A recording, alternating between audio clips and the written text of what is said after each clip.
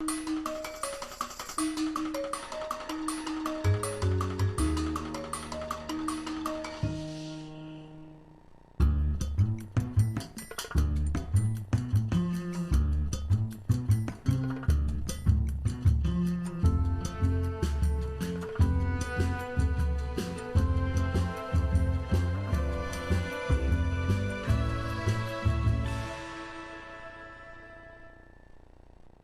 there, everybody. I'm Ben Mankiewicz. We are honoring the 25th anniversary of Milestone Films this evening. Milestone is one of the leading independent film distribution companies in the world.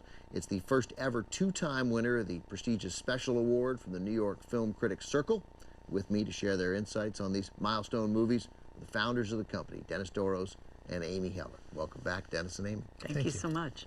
Up next, a documentary from director Kent McKenzie focusing on the lives of a group of young Native Americans living in Los Angeles in the 1950s. From 1961, it's The Exiles. So let me start with this. I called it a documentary. Some people would argue otherwise. Where do you fall on this? Does this meet the standard of documentary? It's a documentary because the goal of Kent McKenzie and his crew was to document the lives of this particular group of people. It's not a documentary because it's scripted. It was scripted by the people who are in it, but it's scripted. And scripted based on what they did like the previous weekend, right? It's not scripted like, you know, imposing some sort of complete other structure on them, but based on their own real lives and based on recordings that they had made, audio recordings talking about their lives.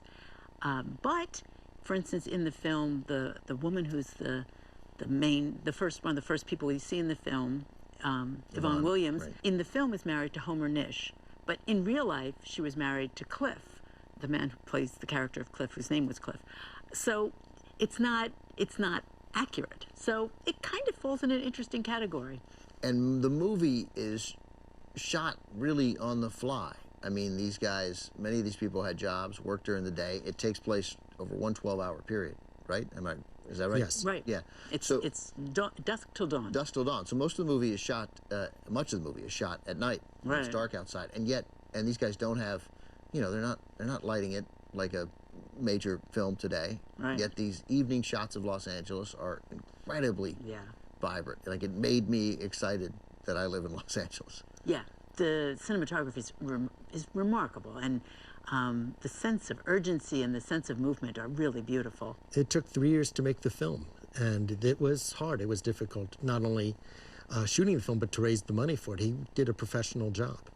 One must remember, and it's still today, that you see Indians on film in feather bonnets saying how, and these people want to be Elvis, they want to be dancers. Sherman Alexie again said, this is his uncle, this is his aunt. These are, in The Exiles, is the first time they saw what they saw themselves as. Yeah, so let's talk, because that's critical. We're talking about the late 50s, and that part of the reason that these characters in the movie, these people who play these characters, one of the reasons they wanted to be involved was to counter Indian stereotypes in mainstream Hollywood movies, which was starting to change a tiny bit in the 50s, but there were still plenty of movies that still are that made the Indian experience seem, you know, bloodthirsty and trivial and other. And exoticized, right, yeah, mystical, many things, but not real, right, not ordinary, not part of the world, and not having regular problems that regular people have.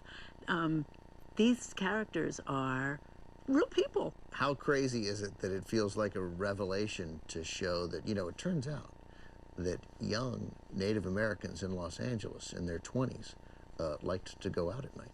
You know, I mean, it's like... with each other and right, drink and dance. And drink and dance and laugh and flirt. Yeah, no vision quests, you know? Right. No magical... No, just working, coming home, going out, getting something to eat with their friends. Guys, thank you very much. Have a look at the film from 1961 and featuring music by the rock band The Revels. Here's Kent McKenzie's The Exiles.